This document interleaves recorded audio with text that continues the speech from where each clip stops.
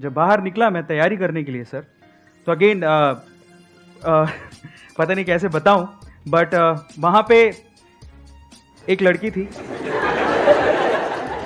बाहर जाने के बाद जब हवा लग जाती है, फ्री हो जाता है इंसान, उसी की तरफ दौड़ता है। तो मेरे साथ सेम हुआ। उनको जब पहली बार देखा मैंने तो बस दिल के तार बज गए, पता नहीं क्या हुआ।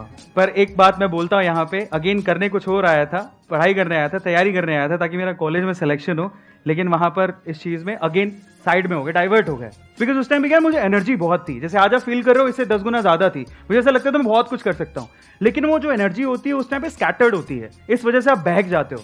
लेकिन उसे अलाइन करना बहुत जरूरी है और उसके लिए एक पर्सन चाहिए जो आपको समझ सके। तो मुझे लगता था कि यार ये मेरी फ्यूचर वाइफ हो सकती है, ऐसा करके। यस। जिन लड़कों को प्रॉब्लम होती है ना, जिनको लव एट फर्स्ट साइट हो जाता है, उनसे ना मैं आपको एक सवाल पूछता हूँ। सवाल ये है कि जिस मोहतरमा के ख्यालों में आप 24 घंटे मशरूक हैं, जिस मोहतरमा के ख्यालों में आप 24 घंटे मशरूक हैं, वो सिर्फ आप ही की है, इसका कोई प्रूफ है?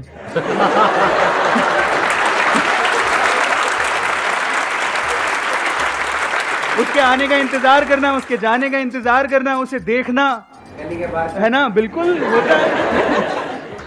6 महीने मैंने खराब कर दिया, कुछ पढ़ाई नहीं की, मैं भूल गया मैं क्या छोड़ के आया हूं, किन बातों को यार प्रूफ करने के लिए छोड़ के आया हूं यार, वो सब भूल गया मैं। गलत बात है, पर बहक गया, कुछ नहीं कर सकता था। तो मैं उनके पास गया और जाके मैंने उनको बोला, मैंने कोई आई लव यू कुछ नहीं बोला, स्ट्रेट फॉरवर्ड बता रहा हूँ। और उनके पास बैठा, जाने का मौका मिला तो मैंने कहा मैं जा रहा हूँ। उनकी मम्मी को बोला पहले, तो मम्मी टकराई। मैंने कहा जा रहा हूँ तो मैं सोच रहा हूँ सबसे मिल लूँ, क्या मैं उनसे भी मिल सकता हूँ?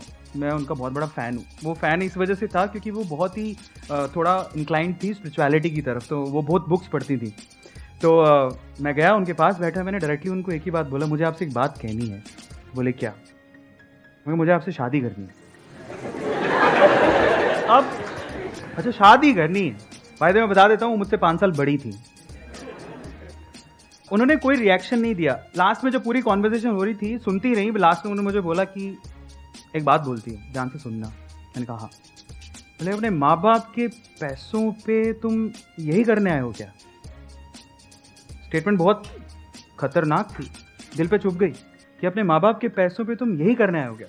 फिर उसने बोला कि तुम जब 6 महीने पहले आए थे ना, तुम्हारे बारे में बहुत सुना था कि तुम बहुत इंटेलिजेंट हो, अब क्या हो गया? फिर लास्ट में उसने जो बात बोली वो आप सब लोगों को सुननी ही चाहिए। अगेन मैं कह रहा हूँ, लड़कियां बहुत मैच्योर होती हैं। वो खुशी वाली बात भी थी लेकिन चैलेंज भी था मेरे लिए। उसने बोला सफल हो जाओ, अपने पाँव पे खड़े हो जाओ, तब हर चीज़ तुम्हारी कदम चूमेगी, तुम्हें सब मिल सकता है, शायद मैं भी। जब उसने वो स्टेटमेंट बोला, मुझे दुख से ज़्यादा खुशी इस बात की थी कि आग दोनों तरफ है। वो कह रही शायद मैं भी।